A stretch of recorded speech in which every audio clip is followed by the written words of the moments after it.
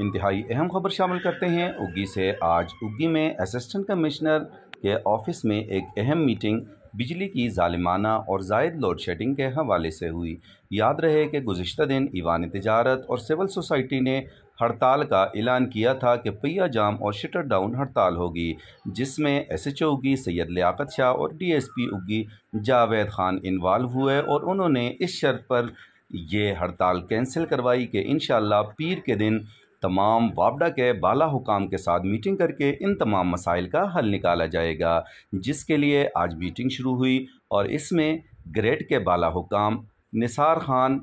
और सलाहुद्दीन तनोली ने शिरकत की। लाइन ऑपरेशन की तरफ से Abdul Razzaq line superintendent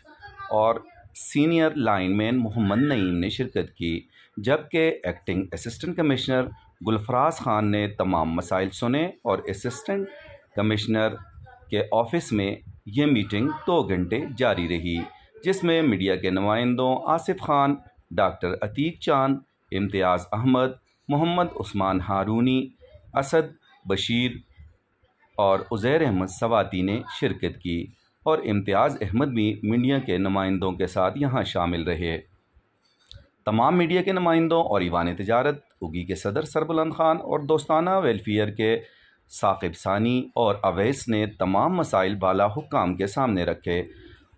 meeting का कंक्लूजन ये निकला कि चूँकि ग्रिड में कैपेसिटी कम है, इसलिए यहाँ पे एक फीडर बढ़ाया जाए और पुराने जितनी बोसीदा तारें हैं, TR हैं, इनको चेंज करवाया जाए, जिसमें सिर्फ़ और सिर्फ MNA ही अपना किरदार अदा कर सकते हैं।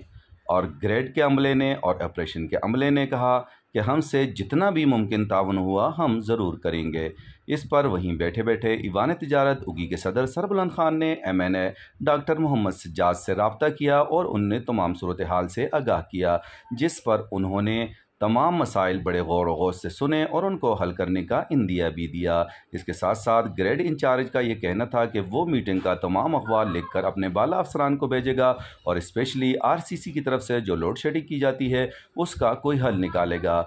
मीटिंग ख़त्म होने के बाद ईवान तिजारत उगी के सदर सरबुलंद खान ने मीडिया से गुफ्तगू करते हुए इत्मीनान का इजहार किया।